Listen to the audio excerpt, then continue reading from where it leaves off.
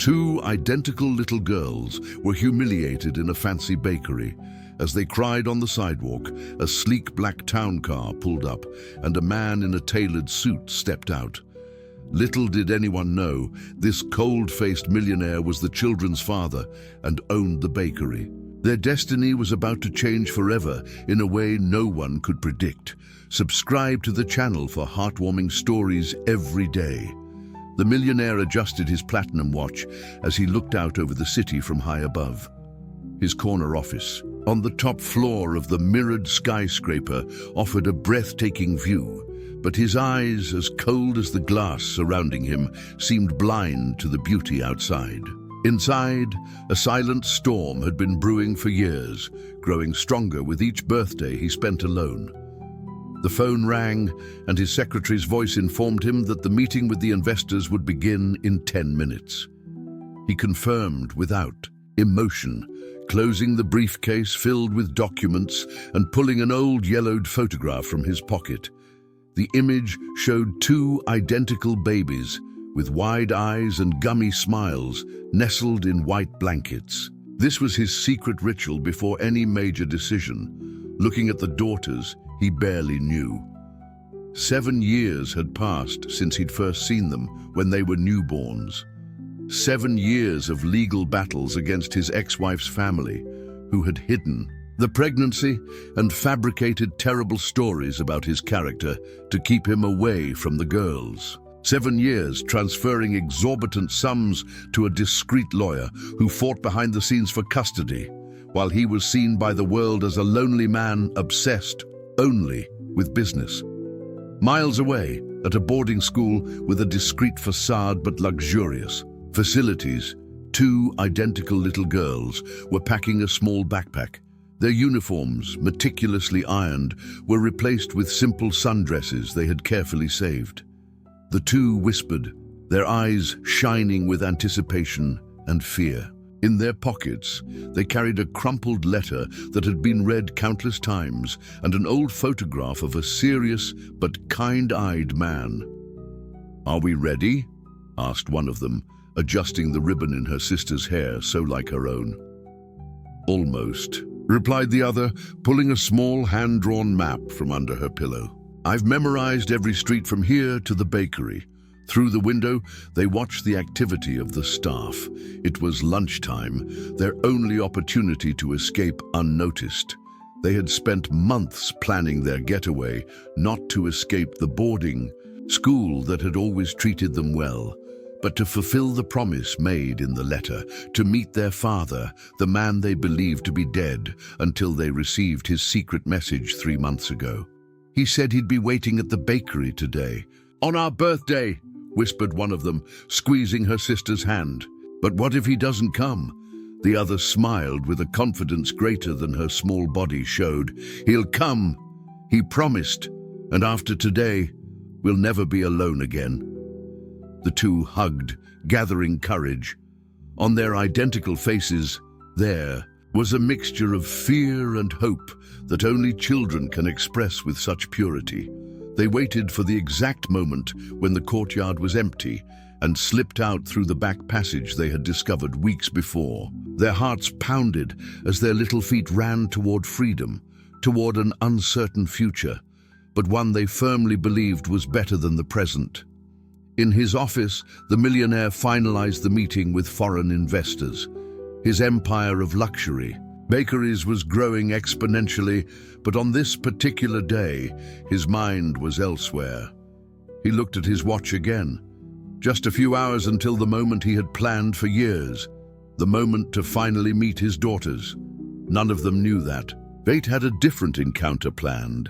The bakery gleamed like a sugar palace in the afternoon sun. In the display windows, chocolate sculptures, colorful macarons, and elaborate cakes looked as if they came straight out of a fairy tale. The sweet aroma hung in the air, enveloping those who passed by the pristine sidewalk. The twins stopped. Across the street, watching the stream of stylish people entering and leaving, carrying boxes with the bakery's gold logo. Their simple clothes, chosen deliberately to avoid attracting attention during their escape, contrasted with the sophistication of the surroundings. "This is it," whispered one of them, checking the address written in the letter. "He said he'd be waiting at 3 o'clock. The other looked at the small wristwatch they shared. "There are still 20 minutes. Should we go in?"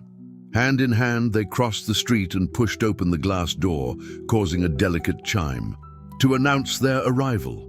The interior was even more impressive. Crystal chandeliers, marble tables, velvet upholstered chairs. The customers, mostly well-dressed adults, subtly turned their gazes toward the two little girls who seemed lost. "They're so beautiful," murmured one of them, enchanted by the pastries on display. There was something magical in the way the two observed this new world, as if every detail were a treasure to be discovered. Timidly, they approached the central display case. Their identical eyes reflected the vibrant colors of the sweets, while their stomachs reminded them that they had left without lunch, too anxious to eat. "Look at that chocolate one," pointed one, her finger almost touching the gleaming glass. "And that strawberry one," added the other, smiling with the same enchantment. The minutes passed as they observed every detail, every artistic creation, made of sugar and chocolate. They were so engrossed that they didn't notice the approach of the waitress, a middle-aged woman with a stern expression and an impeccable uniform. "Can I help you?" she asked, in a voice that didn't match the welcoming atmosphere of the bakery. The girls turned with shy smiles. "We're waiting for someone," said one of them. "Someone?" repeated the waitress, examining them from head to toe. "Who exactly would be waiting for you here?" The tone of her voice made some nearby customers pay attention to the conversation. The twins felt the weight of their gazes. Even so, they stood their ground. "Our father," replied the other girl, her voice clear despite her nervousness. "He said he'd meet us here today." The waitress laughed, a short, dry laugh that made the girls step back. "Oh, of course. And is he what? The owner of the place?" The twins exchanged confused glances. In the letter, their father hadn't mentioned anything about being the owner, only that they would meet there. Could they have misunderstood? "We just want to wait," one of them explained. "Could we stay over there in the corner, maybe? Maybe we could share a slice of cake while we wait." The mention of cake made the waitress's expression harden. Her lips pressed into a thin line as she leaned in, lowering her voice, which, even so, was perfectly audible to the nearby tables. "Listen up, girls. This isn't a place for you. We serve customers who can afford our products. Here, the cheapest slice of cake costs more than you've probably ever seen in your life." The words fell like stones on the twins. Their faces flushed with excitement, now burned with shame. One of them tried to explain, her voice trembling, "But we have money. The head mistress at the boarding school gave us a birthday present and—" The waitress didn't let her finish. With a curt gesture, she pointed to the door. "Out before I call security.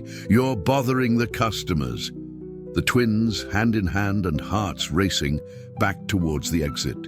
Just a few yards away, on the busy avenue, a black town car pulled up in front of the bakery. The chauffeur opened the door, and the millionaire adjusted his suit as he gazed at the bakery's facade. It was the moment he had planned for years.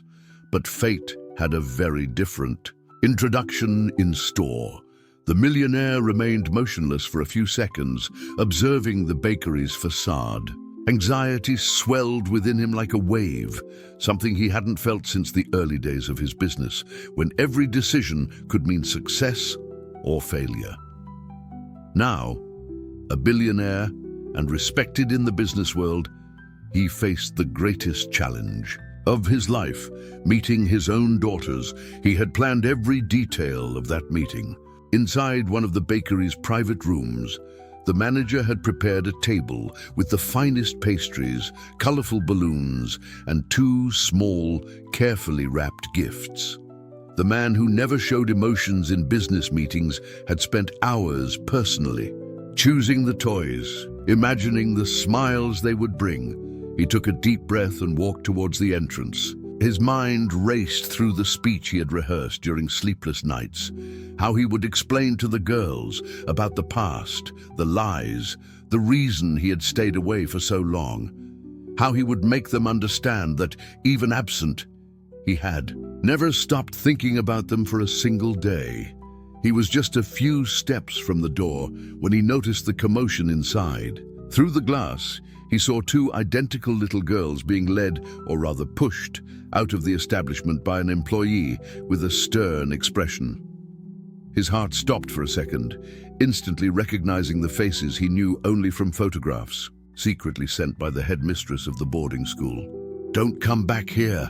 The waitress's shrill voice pierced the glass door that now closed behind the girls. "This isn't a place for kids like you." The twins stopped on the sidewalk, heads bowed, holding each other's hands as if they were a single being divided into two bodies. The millionaire froze, watching the scene with a mixture of shock and growing fury. Those were his daughters. His daughters, being humiliated in one of his own bakeries on the day they were finally supposed to meet. One of them began to cry silently, while the other seemed to try to comfort her, whispering words he couldn't hear. The sight of those little bodies trembling under the weight of the humiliation made something break inside him. For the first time in years, he felt tears welling up in his eyes, quickly replaced by a fierce determination. Inside the bakery, the waitress returned to the counter, commenting loudly to another employee about the street kids who tried to enter upscale establishments.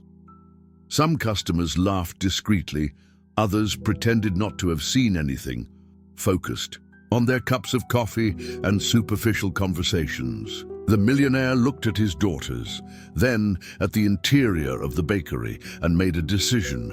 This was not how he would meet them, not with humiliation and tears. His instinct told him to go to them immediately, hug them, and take them away. But something stopped him. First, he needed to resolve the situation he had witnessed. With firm steps, he opened the door to the bakery, causing the bell to chime again. His imposing presence drew instant attention. The impeccable custom-tailored suit, the gleaming Italian shoes, the discreet but visibly exclusive watch. The waitress immediately recognized an important customer and approached with a smile. She hadn't shown the girls. "Good afternoon, sir. How can I help you?" The millionaire stared at her with eyes that had intimidated executives in boardrooms around the world. His voice came out controlled, but charged with an authority that made the woman's smile waver. "I want everyone in this bakery to pay attention to what's going to happen in the next few minutes," he said, in a tone loud enough for everyone present to hear. "Especially you." The waitress blinked, confused. "I beg your pardon, sir. Was there a problem with the service?" "Problem?" The millionaire allowed a cold smile to form on his lips. "Depends on what you consider a problem. Throwing two children out of the establishment, publicly humiliating them, treating them as if they were inferior. Would that be a problem in your opinion?" Silence fell over the room. The waitress paled, looking nervously at the other customers who were now watching the scene attentively. Outside, the twins still stood on the sidewalk, unaware of the storm brewing inside the bakery. "Sir, those girls didn't have any way to pay. They were just didn't have any way to pay," interrupted the millionaire, feeling the blood boil in his veins. "And you determined that based on what exactly? Their appearance, their clothes?" The employee swallowed hard, realizing that something much bigger was happening here. But she still didn't know how much her life would change in the next few minutes. The silence inside the bakery was almost palpable. All eyes were fixed on the man in the impeccable suit who emanated a natural authority. The waitress, now visibly nervous, tried to maintain her composure, but her trembling hands betrayed her. "Sir, we have store policies to maintain the standard of our clientele," she tried to explain, her voice faltering. "Those girls clearly didn't what?" The millionaire took a step forward, and the woman instinctively recoiled. "Didn't look like they belonged here?" Based on what? Their appearance? The bakery manager, noticing the growing tension, quickly approached. His professional smile couldn't hide the panic in his eyes when he recognized the man questioning his employee. "Sir, is there a problem I can help you with?" he asked, casting a warning glance at the waitress. The millionaire took a deep breath, controlling the anger simmering beneath his calm exterior. "Yes, there is a problem. I want you to tell me how your employees treat children who come into this establishment." The manager blinked, confused. "We treat all customers with the utmost respect, sir." "Really?" The millionaire raised an eyebrow. "Then explain to me why two little girls were just thrown out of here as if they were criminals." The silence that followed was deafening. The manager shot an accusing look at the waitress, who now seemed to shrink physically. "Sir, we weren't aware that those children were acquaintances of yours," the waitress mumbled, her face alternating between pale and red. The millionaire stared at her for a moment, his words coming out controlled and precise. "What difference would that make? Do you treat people differently depending on who they know?" Outside, the twins continued to stand on the sidewalk, holding back tears. One of them opened the small backpack, taking out the crumpled letter and the old photograph. Their teary eyes tried to find a resemblance between the man in the photo and the faces they saw through the bakery window. "Maybe he's not coming after all," whispered one of them, the disappointment evident in her voice. The other squeezed her hand tightly. "He promised. Maybe he's just running late." Inside the bakery, the millionaire gestured for the manager to follow him to the door. "Open it," he ordered simply. When the manager obeyed, he called to the girls with a gentle gesture. "You two, would you please come in?" The twins exchanged hesitant glances. The man's expression was serious, but there was something in his eyes, a mixture of restrained emotion and anticipation, that made them move timidly towards the door. As they re-entered the bakery, they felt all eyes on them. Instinctively, they drew closer to each other, as they had done throughout their lives when they felt fear or insecurity. The millionaire watched them with a racing heart. Up close, the resemblance to their mother was even more evident. The same expressive eyes, the same delicate face shape. But there was something about them that was undeniably his. The way they held their chins up despite their fear, the silent dignity with which they faced the situation.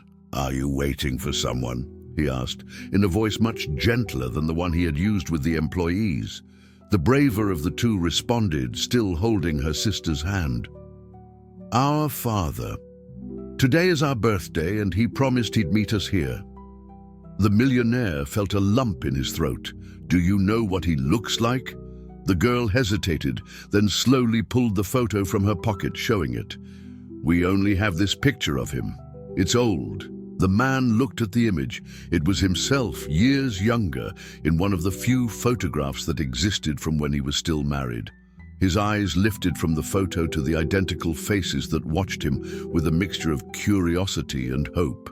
"Did that waitress say something to you when you came in here?" he asked, momentarily diverting from the subject that made his heart nearly leap from his chest.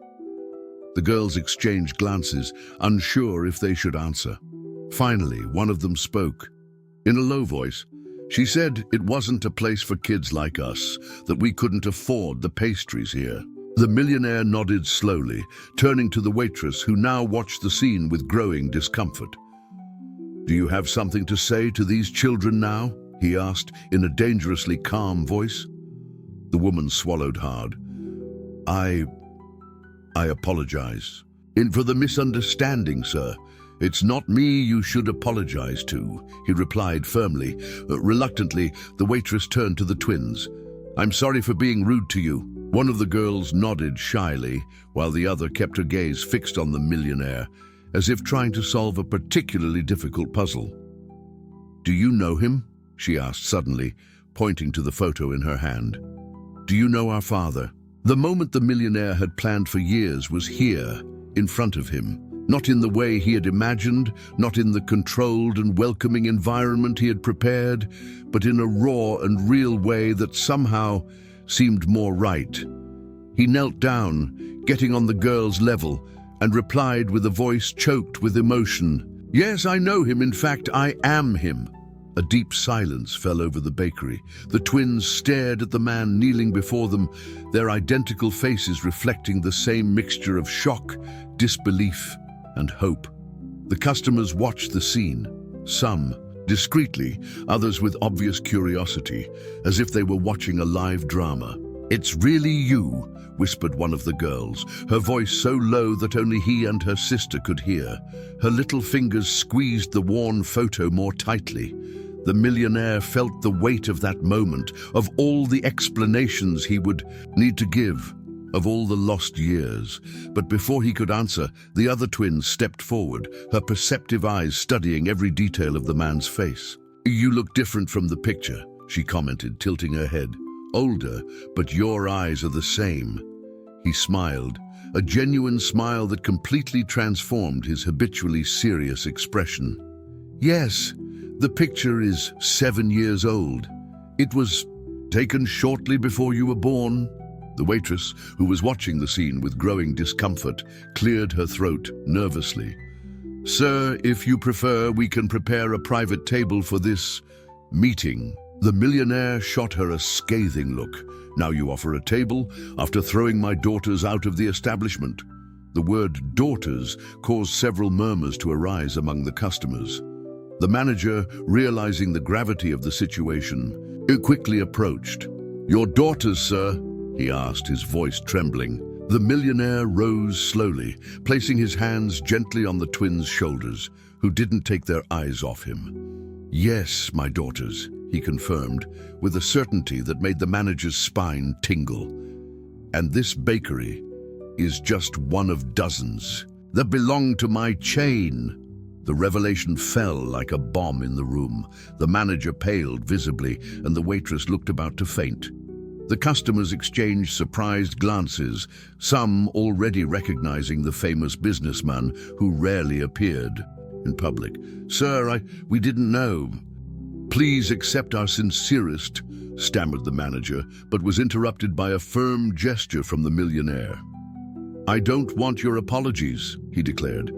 "I want you to understand something. Today you witnessed something that happens every day in establishments like this. People being judged by their appearance, children being humiliated by adults who think they're superior. That ends now, at least in my bakeries." Turning to the waitress, who seemed to shrink with each word he spoke, he added, "As for you, you're fired. Not for offending the owner's daughters, but for offending children who just wanted a slice of cake." The woman opened her mouth to protest, but reconsidered upon seeing the millionaire's determined expression. Silently, she removed her apron and walked out, crossing the room under the gaze of the customers. The twins watched everything with wide eyes. One of them squeezed her father's hand timidly, drawing his attention.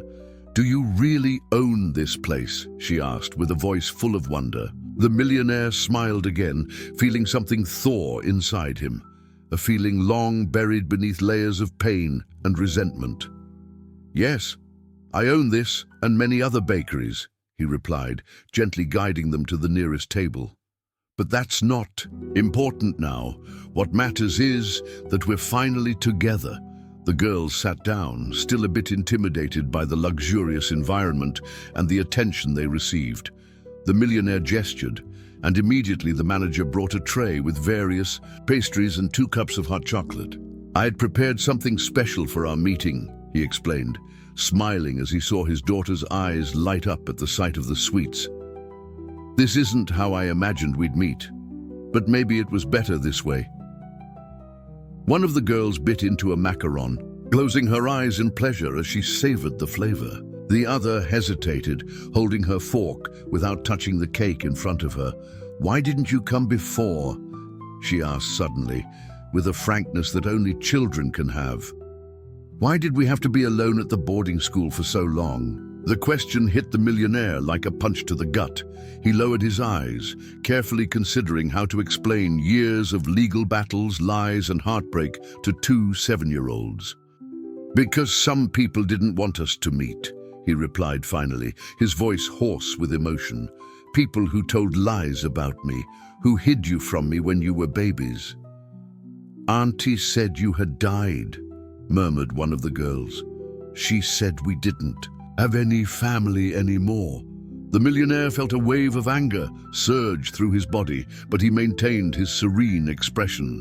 "She lied, and because of that lie I spent years looking for you until I found out where you were." "Then why did you put us in a boarding school instead of taking us to live with you?" asked the other twin, her expressive eyes fixed on his. The question hung in the air, laden with all the doubts and uncertainties that the girls had held for years. The millionaire realized that he now faced the real challenge, winning not only legal custody, but also the hearts of his daughters. The millionaire took a deep breath, meeting his daughter's direct gaze. How to explain the complexity of a legal battle to two 7-year-olds? How to make them understand that every day away from them had been torture, that every decision made was aimed at protecting them. "The boarding school was the only way I could find to keep you safe while I fought in court for the right to be your father," he began, choosing his words carefully. "Some very powerful people wanted to prevent me from getting close." "Who?"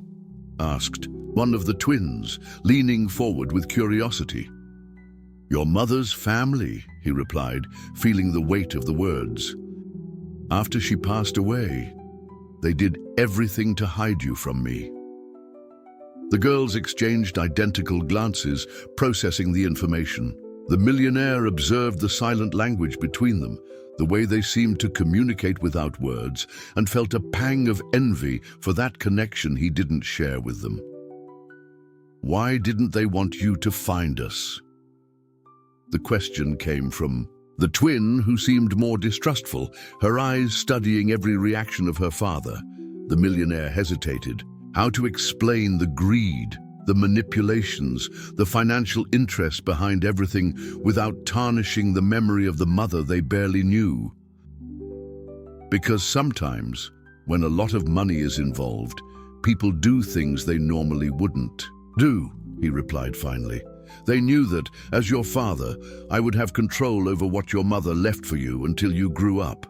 The twins' expression changed subtly, as if they were connecting pieces of a puzzle too complicated for their age. "And the boarding school was to protect us?"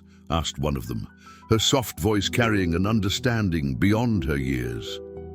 The millionaire nodded, relieved that they were beginning to understand.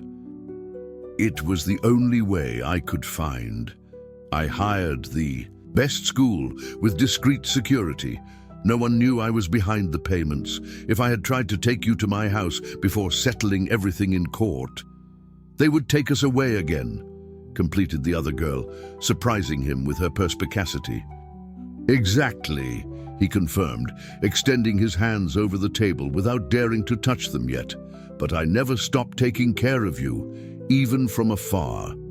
I received weekly reports on how you were doing, what subjects you preferred in school, what you ate for dinner." The twins looked at each other again, sharing a silent conversation that he couldn't interpret. After a few seconds that seemed like hours, one of them shyly extended her hand, placing it on top of his. "The headmistress always said we had a guardian angel," she commented with a small smile. "Was that you?" Before he could answer, the manager nervously approached the table, interrupting the moment. "Sir, forgive the intrusion, but—" He hesitated, glancing at the girls. "The police are here. It seems the boarding school reported the children missing." The millionaire's heart froze. His legal battle could become enormously complicated if he was accused of kidnapping or something similar, even though he was the biological father. He didn't have official custody yet. "Daddy?" The word, spoken for the first time by one of the twins, made something break inside him. "Are we going to have to go back to the boarding school?" The other girl grabbed his arm tightly. "We don't want to go back. We want to stay with you." The millionaire made a decision at that moment. He had the power, influence, and resources to face any legal battle.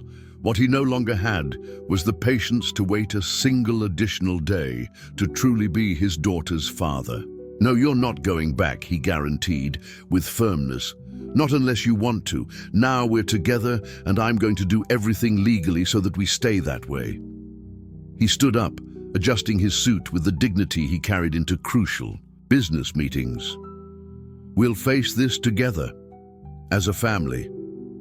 As he walked toward the entrance of the bakery, flanked by his daughters who held his hands with newfound confidence, the police officer who had just entered froze, immediately recognizing the famous businessman. "Sir," the officer greeted, visibly surprised, "we're looking for two girls who ran away from St. Clair's boarding school this morning.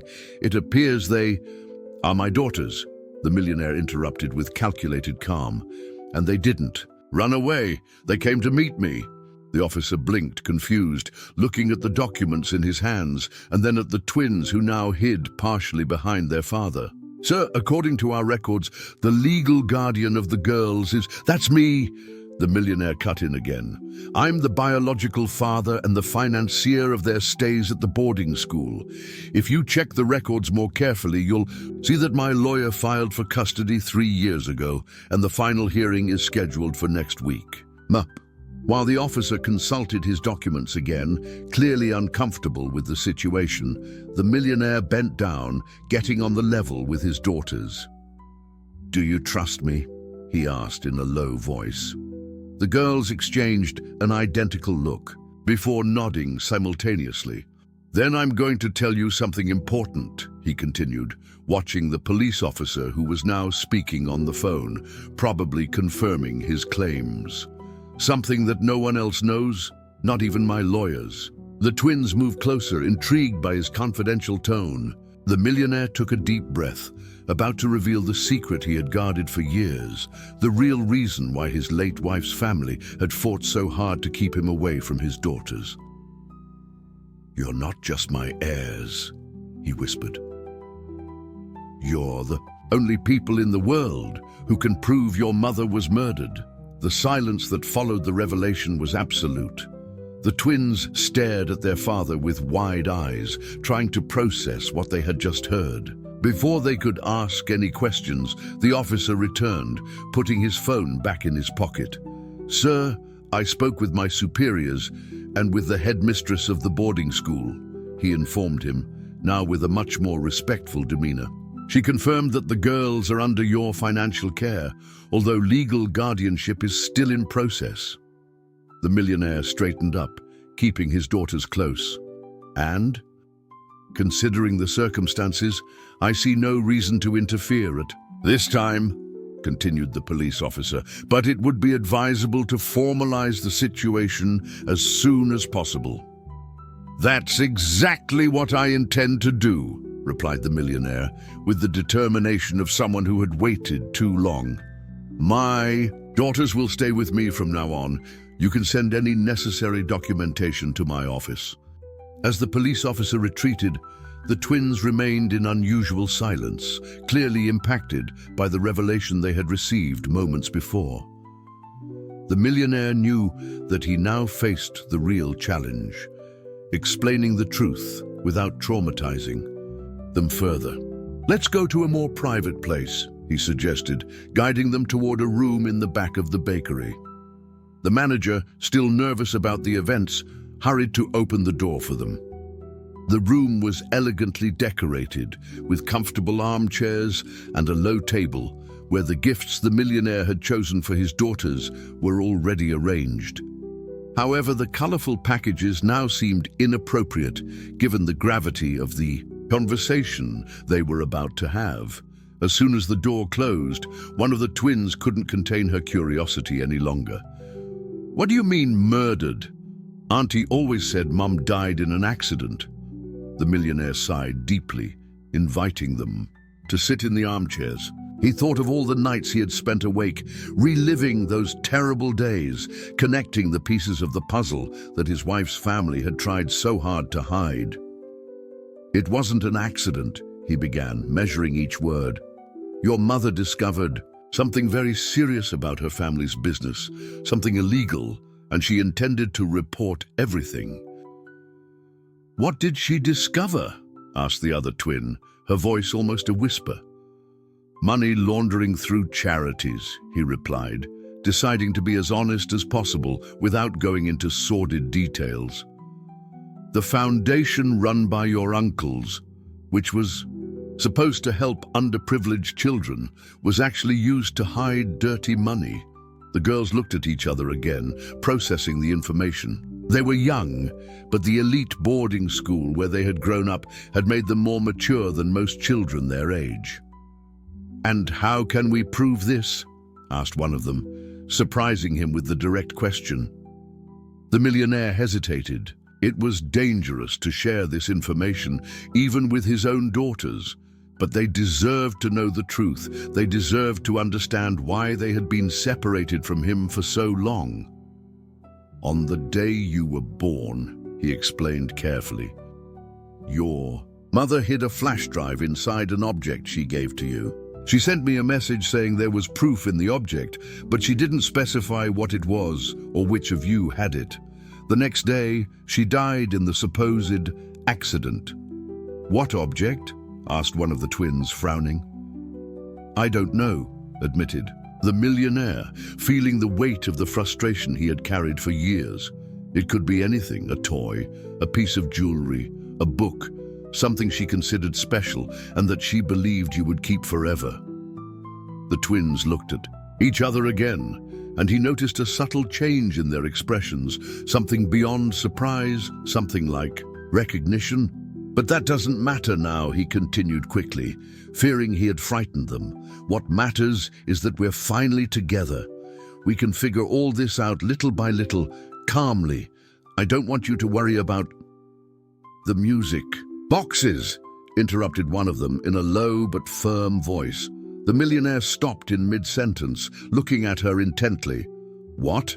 "The music boxes we got when we were born," explained the girl, looking at her sister as if seeking confirmation. "They're identical except for one thing."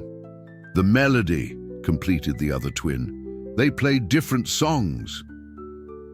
The millionaire's heart raced.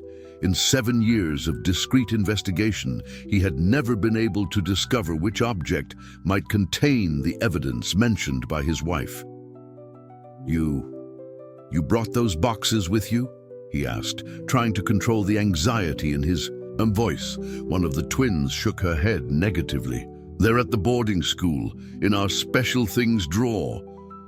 "Auntie tried to take them once," added the other, her eyes darkening with the memory. "Said they were too valuable for us to be playing with, but the headmistress wouldn't let her, because Mom had documented that they were ours."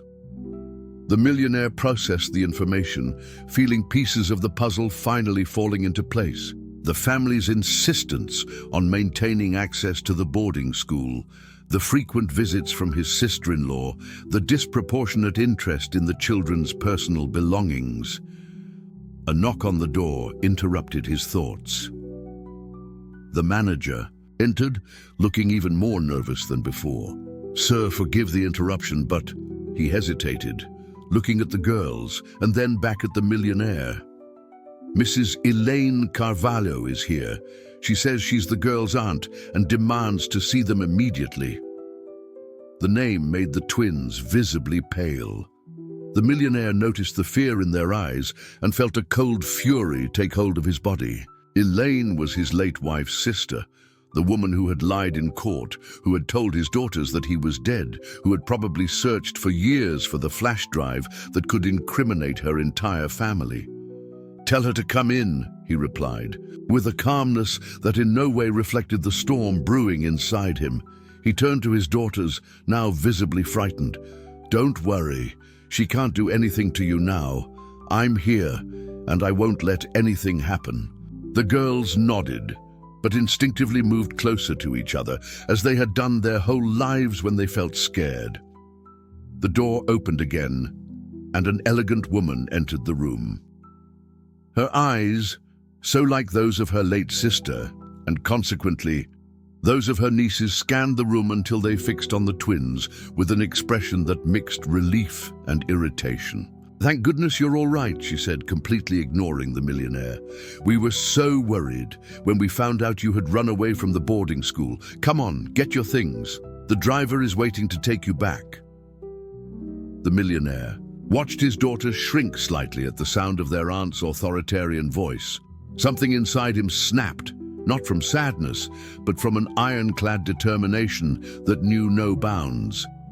"They're not going anywhere, Elaine," he declared, his voice calm but laden with authority. "Not with you, not today, not ever again." The woman finally turned to face him, and the recognition in her eyes quickly turned into something close to panic.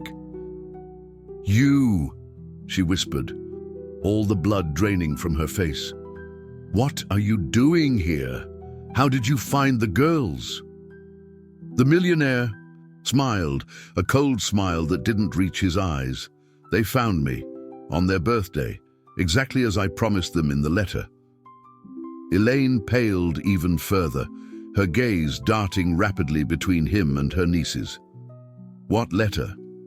What are you talking about?" "The letter I sent 3 months ago, informing them that we would meet today," he replied, studying every reaction of his sister-in-law. The letter that apparently should have been intercepted but made it into the right hands. The twins watched the exchange with attentive eyes. One of them squeezed her sister's hand, as if transmitting a silent message. The other nodded imperceptibly. "I don't know what you're talking about." Elaine tried to regain her composure. "But I still have temporary custody of the girls and—" "Not anymore," interrupted the millionaire with satisfaction. "The final hearing was moved up. It happened this morning, while you were too busy to attend. My lawyers have been trying to contact you all day." The lie was convincing enough to make Elaine falter, unsure whether to believe it or not. She knew, as everyone did, that the millionaire's power and influence opened many doors, including those of justice. "That's impossible," she murmured, but her voice betrayed her doubt. One of the twins took a step forward, surprised by her own courage. "Aunt Elaine, we don't want to go back. We want to stay with our father." The word father made the woman turn sharply to her niece. "He's not your father. He abandoned you. He lied to them for 7 years. Completed the millionaire, his voice cutting through the air like a blade. "Just as you lied to the court, to the press, and to anyone who would listen. But the games are over, Elaine. The girls know the truth now." "What truth?" she challenged, her voice rising an octave. "That you abandoned them. That you didn't even go to their mother's funeral. The truth about how my wife really died," he replied, watching his sister-in-law's face lose what little color it had left. "And about what she discovered before she was silenced." The silence that fell over the room was dense, almost suffocating. Elaine looked like a statue, frozen in time and space, while processing the words she had just heard. The twins looked from their father to their aunt, witnessing a silent battle laden with 7 years of secrets and resentments. "I don't know what you're talking about," Elaine finally replied, but her trembling voice betrayed her nervousness. "My sister died in a tragic accident. The police investigation confirmed it." The millionaire took a step forward, keeping himself between Elaine and his daughters. "An investigation conducted by the police chief who frequents the benefit dinners of your foundation, the same one who received a generous donation days after closing the case." A muscle twitched in Elaine's face. Her eyes, so similar to those of her nieces, hardened. "You have no proof of any of this." "Not yet," agreed the millionaire, with calculated calm. "But I soon will." Sensing the growing tension, one of the twins tugged lightly on her father's suit jacket. When he bent down to listen to her, she whispered something in his ear. The millionaire nodded, a genuine smile briefly softening his features. Elaine watched the interaction with growing discomfort. "What did she say? What are you hiding?" "Nothing that's any of your business," replied the millionaire, standing up straight. "Now, if you'll excuse us, I have a birthday to celebrate with my daughters." "A birthday I've missed for the past 7 years, thanks to you and your family." "This isn't over," warned Elaine, backing toward the door. "You can't just show up after all these years and take the girls. We have rights." "Rights?" The word came out like a hiss between the millionaire's teeth. What rights does someone have who lies, manipulates, and is possibly involved in the death of their own sister? The accusation hung in the air like poison. Elaine paled even further, if that was possible. Her gaze flickered briefly to her nieces, as if assessing something. "You'll regret this," she murmured, before turning and leaving, the door slamming shut behind her. As soon as they were alone, the millionaire turned to his daughters, worry evident in his face. "Are you okay?" The twins nodded simultaneously. One of them, the one who had whispered in his ear moments before, looked at the closed door. "She'll be back, won't she?" she asked, her voice small but resolute. "Probably," confirmed the millionaire, deciding to be honest. "But don't worry, I have security, lawyers, and now—" He hesitated, a gentle smile softening his normally serious expression. "Now I have you, and together we're stronger." "What are we going to do about the music boxes?" asked the other twin. "Aunt Elaine will get them before we can go back to the boarding school." The millionaire considered the situation. She was right. Elaine certainly suspected now that the boxes contained the evidence her sister had hidden, and with her privileged access to the boarding school as legal guardian, even if temporary, she could easily seize them. "We need to act fast," he decided, taking his phone out of his pocket. He dialed a number and spoke briefly with someone on the other end of the line. "I'm sending security to St. Clair's boarding school immediately. I want them to collect all of my daughters' personal belongings, especially 2 music boxes. No one should touch them except for my team." After hanging up, he turned to the twins. "Don't worry, we'll have the boxes back soon, and then we can find out what your mother hid." The girls seemed relieved, but there was still worry in their eyes. The millionaire realized that amidst all the revelations and tensions, he had forgotten the most important thing. It was their birthday. A day that should be for celebration, not for confrontations and dark secrets. "I know today has been an emotional day," he began, his voice softening, "but I haven't had a chance to say happy birthday." He gestured to the table where 2 gifts wrapped in colorful paper awaited. "It's not much, but I chose them personally for you." The twins approached the packages timidly. One looked at her father as if asking permission, and he nodded encouragingly. With almost reverent care, they unwrapped the presents, revealing 2 beautiful teddy bears, identical except for the colors, one with a blue ribbon, the other with a pink ribbon. "I know you're too old for toys," the millionaire hurried to explain, suddenly insecure about his choice. "But I thought maybe—" He couldn't finish the sentence. The twins had launched themselves into his arms, hugging him with an intensity that caught him by surprise. The gesture, so simple, so pure, broke something inside him. The last barrier that kept his emotions under rigid control. For the first time in years, the millionaire cried.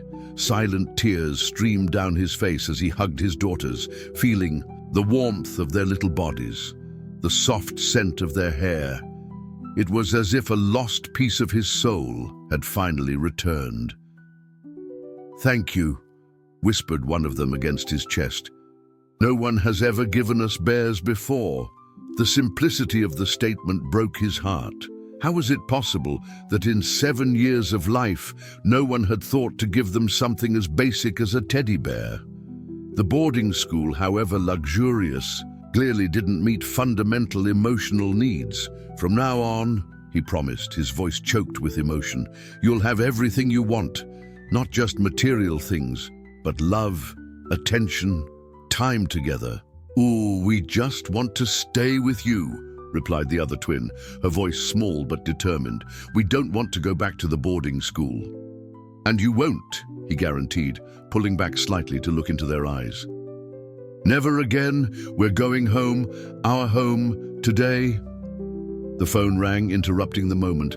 The millionaire answered, listening attentively before hanging up with a grave expression. "What is it?" asked one of the twins, immediately noticing. "The change." "The security team arrived at the boarding school," he explained, choosing his words carefully. "But it seems someone got there first. Your room was ransacked, and the music boxes. She took them, didn't she?" The question came from the quieter twin, her eyes showing an understanding beyond her age. The millionaire nodded, frustration evident in his face. "Yes, but don't worry. We'll get them back." The girls exchanged an enigmatic look before one of them flashed a surprising smile, considering the circumstances. "Aunt Elaine took the wrong boxes," she revealed, with an almost conspiratorial tone. The millionaire frowned, confused. "What do you mean, the wrong boxes?" "We switched the boxes 3 months ago," explained the other twin, "after we received your letter." "We didn't trust her," continued the first. "She always looked at the boxes in a strange way." A sense of admiration washed over the millionaire. His daughters weren't just scared and helpless little girls. They were intelligent, perceptive, and had clearly inherited his instinct for strategy. "Then where are the real boxes?" he asked, unable to contain a smile. The braver twin bent down and, to his astonishment, pulled a small, gleaming metallic object from her sock. "Mum's flash drive," she explained simply. "It was inside my box, hidden in the secret compartment under the ballerina." The millionaire looked at the small device in awe. There, in his daughter's small hand, was the proof he had been looking for 7 years. The proof that could not only avenge his wife's death, but also ensure that his daughters were never again threatened by the greed of their mother's family. "We kept it to give as a gift to our father," explained the other twin, with touching simplicity, "because Mom said it was very important." At that moment, looking at his daughters, so small and yet so brave, the millionaire knew that his life had changed forever. He was no longer just a man seeking revenge and justice. He was a father with the responsibility not only to protect his daughters, but to rebuild for them a world where they could live without fear. The week that followed the reunion was a roller coaster of emotions and events.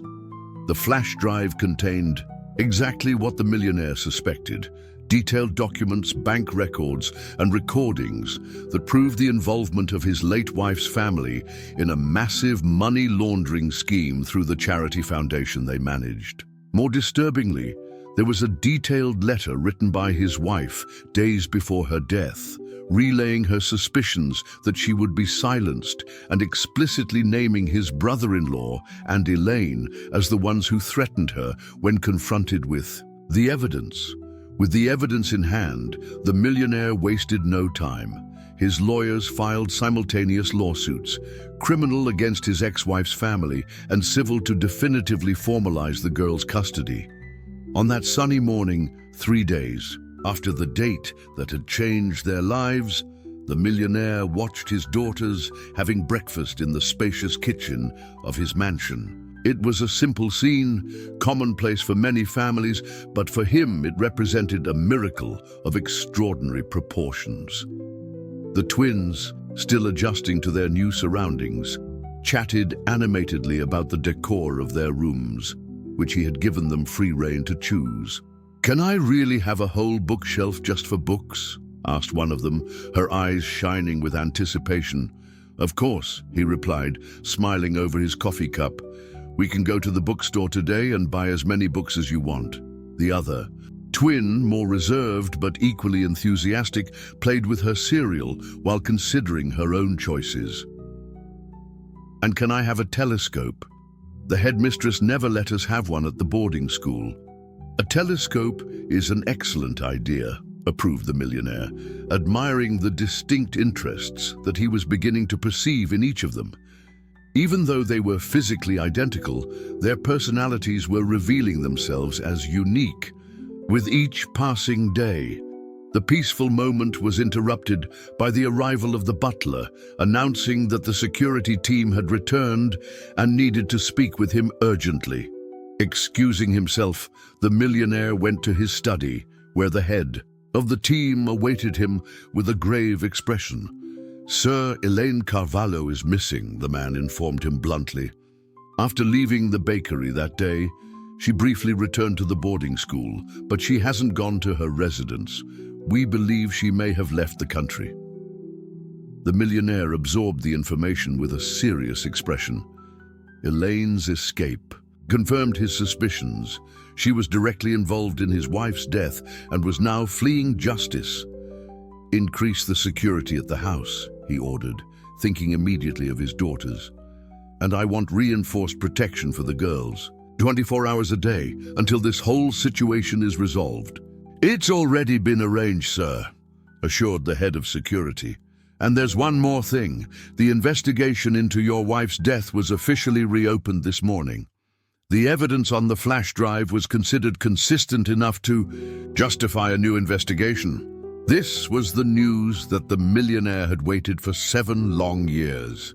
Finally, the truth about his wife's death would come to light, and those responsible would face justice.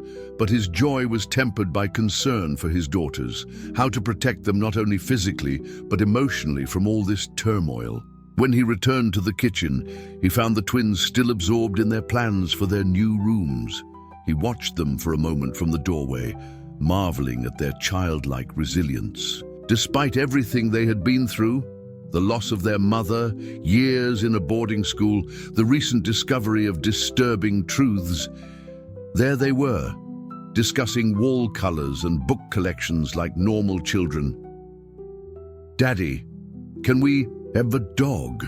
asked one of them, noticing his presence. The word daddy, still so new on their lips, made his heart skip every time he heard it. "I was thinking more of a cat," countered the other, provoking a lively discussion between them.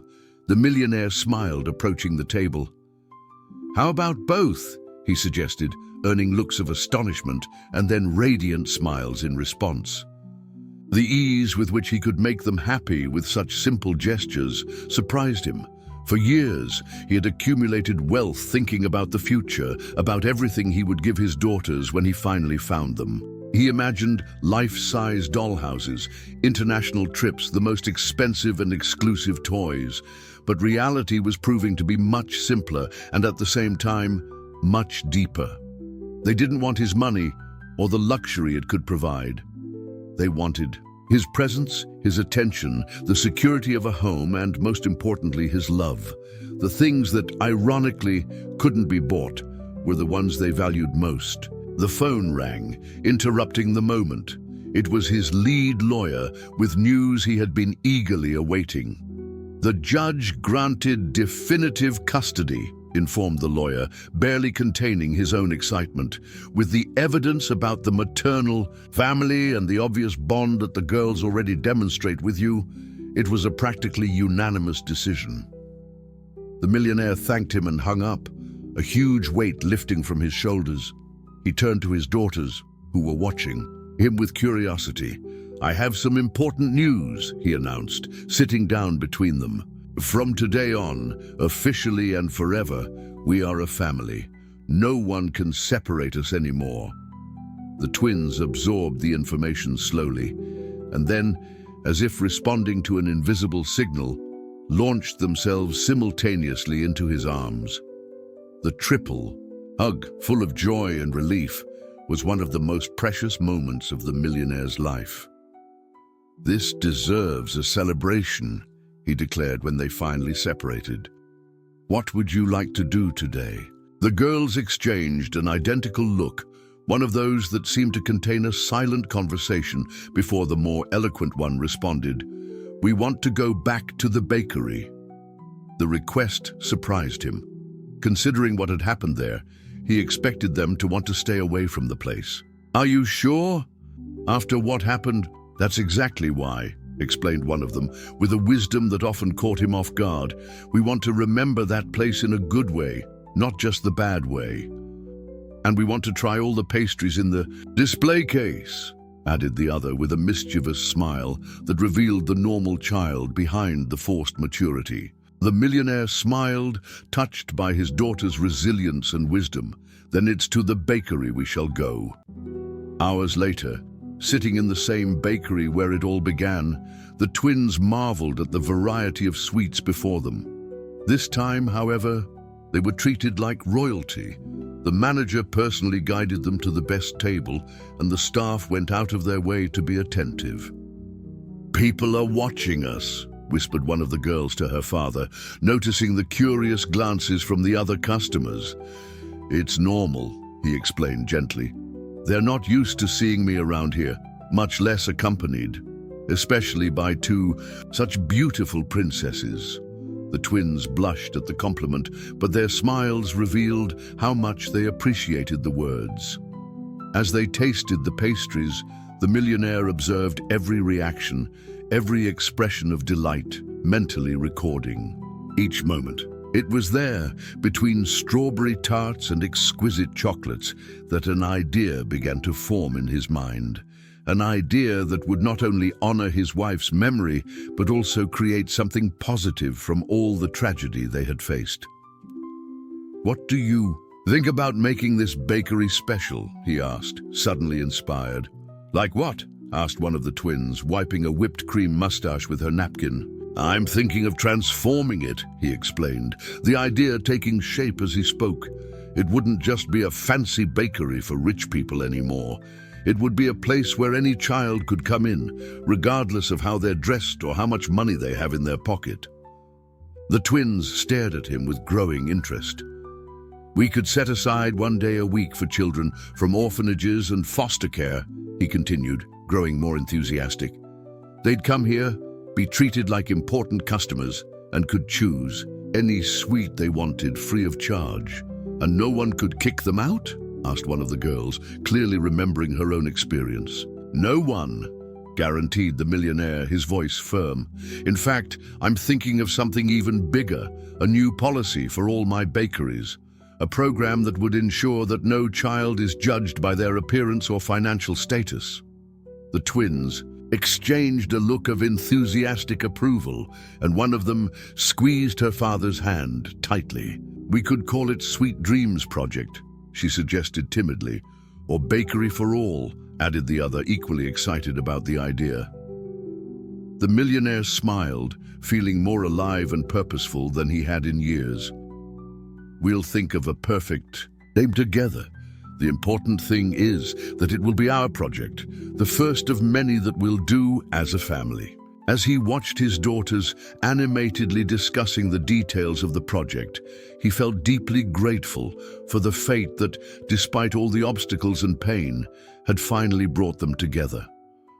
What had started as a traumatic encounter at the bakery was now transforming into the birth of something much bigger, not just a family, but a cause. On the way back home, the phone rang again.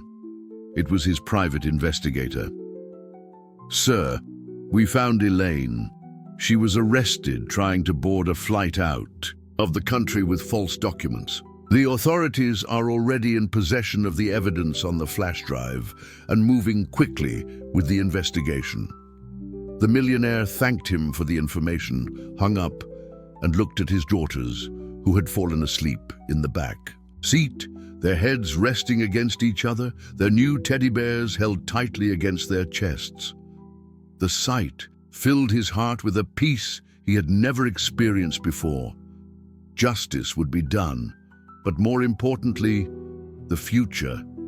Their future as a family was finally beginning, a future built not only on the fortune he had accumulated over the years, but on values that truly mattered: love, compassion, and the desire to make a difference in the lives of other children.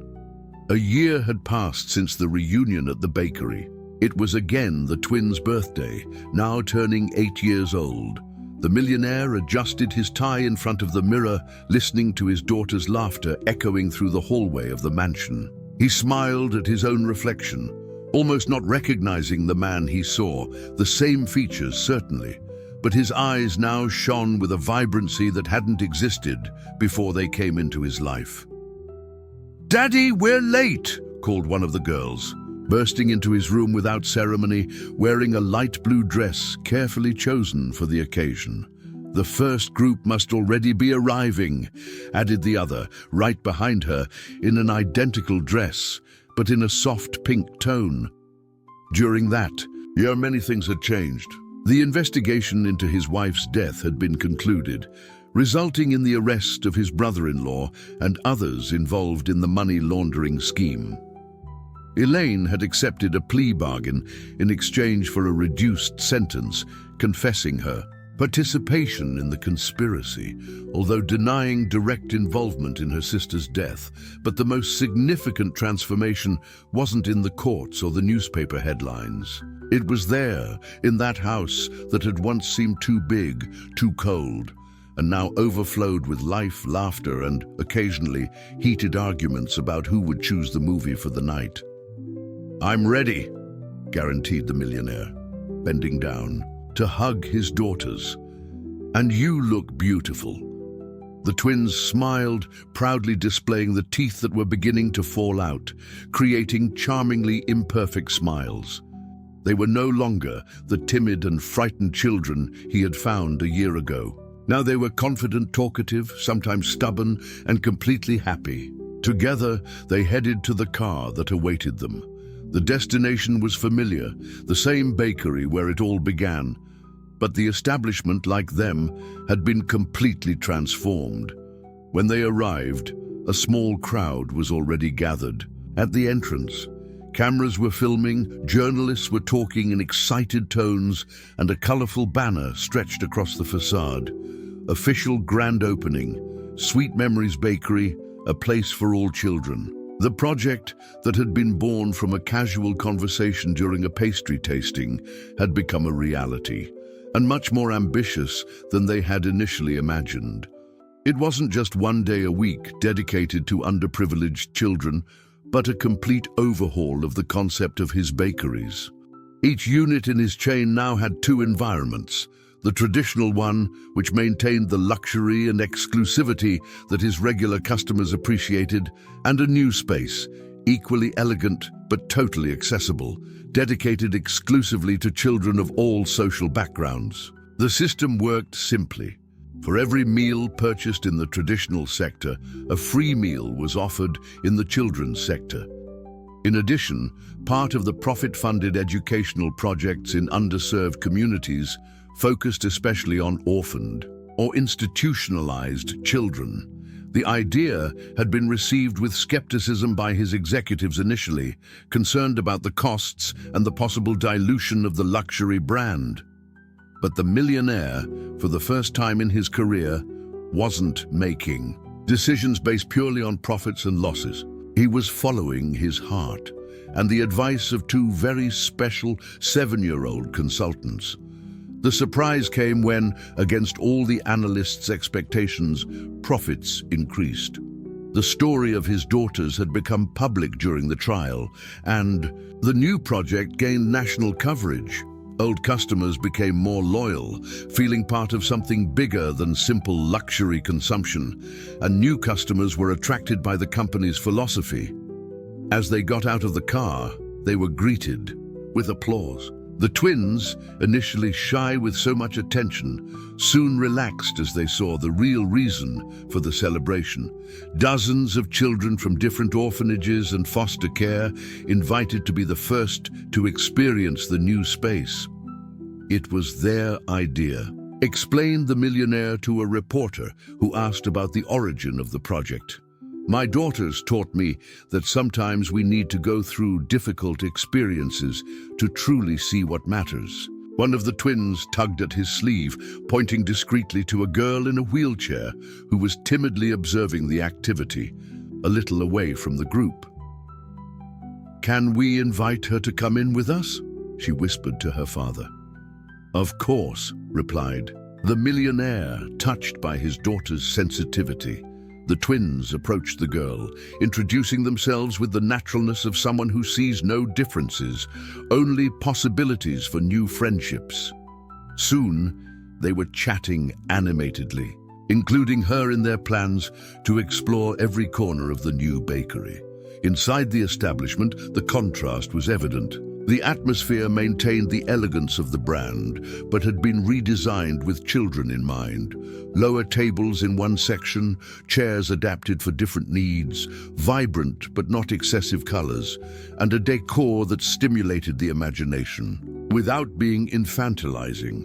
The waitress who served the children's sector approached the twins and their new friend in the wheelchair, bending down to be at their level. "Welcome to Sweet Memories Bakery. What would you like to try first?" The millionaire watched the scene from afar, feeling a lump in his throat. The waitress was the same one who, a year ago, had kicked his daughters out of that same establishment. But she was different now, not only because of the more colorful and relaxed uniform, suited to the new concept of the place, but because of something in her expression. A genuine kindness that hadn't existed before. During the bakery's transformation process, she had been one of the first to ask for a second chance, admitting her mistake and demonstrating true remorse. Against the opinion of many, the millionaire had decided to keep her, but with one condition: that she participate in special training on inclusion and diversity and subsequently help train other employees. The experience had transformed not only the bakery, but also the people who worked there. "Daddy," called one of the twins, waving for him to come closer. "Come see what's on the main table." He walked over, greeting several children along the way. In the center of the room, a special table displayed not only the most elaborate pastries from the bakery, but also a detailed model that reproduced the moment when the twins had been found by their father. The street scene, the bakery, the black town car, all in perfect miniature, with the little figures frozen in the instant that had changed their lives. "It was a gift from the team," explained the manager, visibly moved. "Everyone wanted to mark this moment somehow." The millionaire touched the small model, marveling at the details. There he was, in miniature, with his tiny daughters beside him. The precision was impressive, even the expressions of surprise and hope on the little figures' faces had been captured. "It's perfect," he declared, feeling the emotion rising in his chest.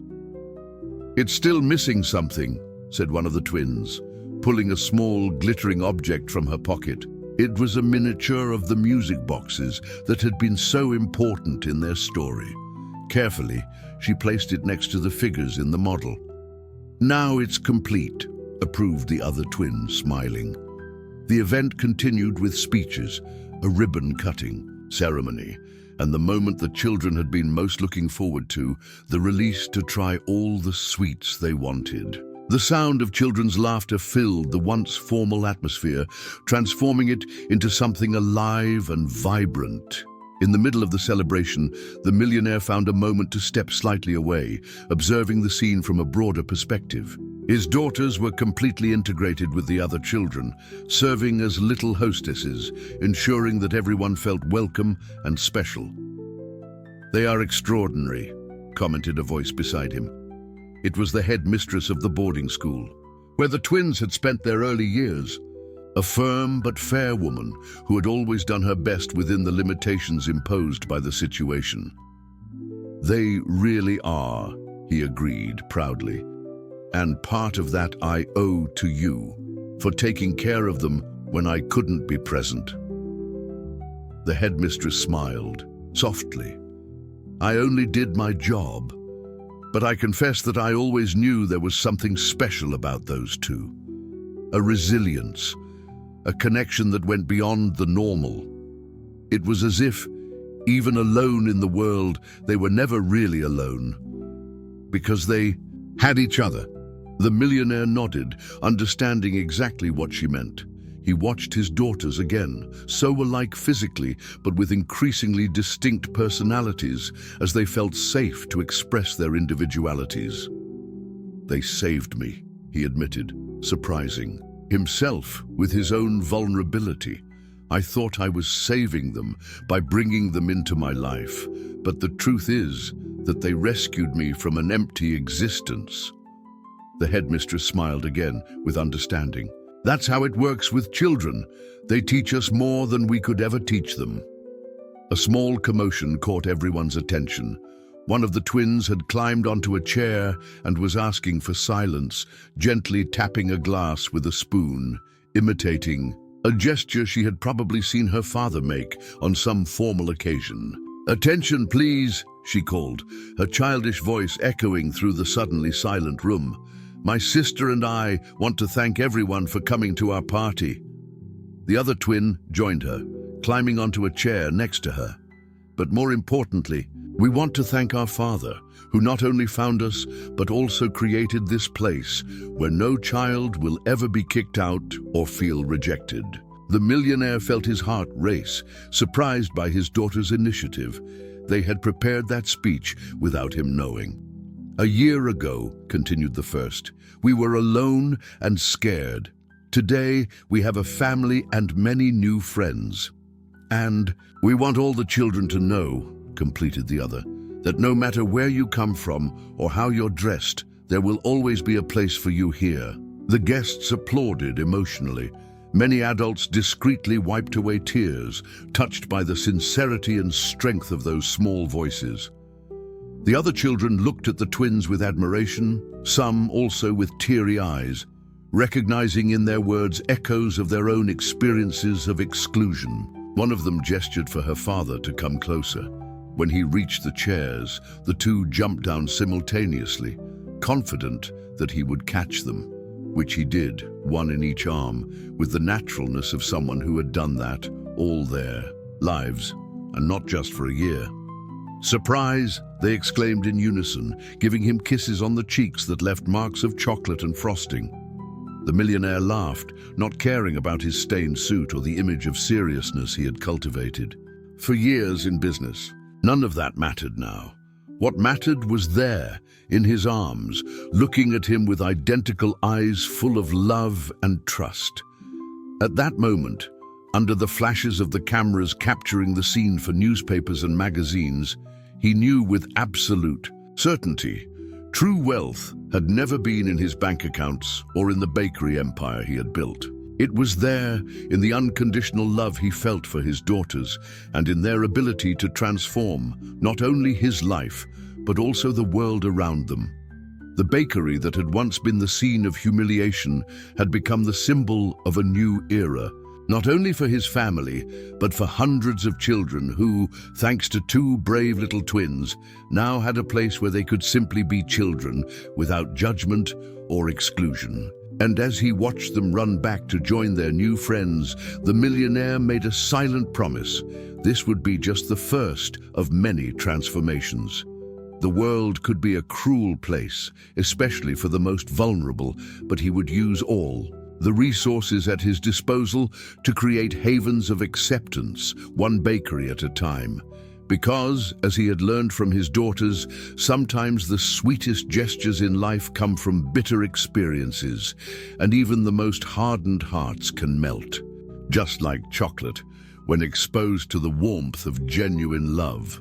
If this story touched your heart, subscribe to the channel and turn on notifications to receive new stories every day.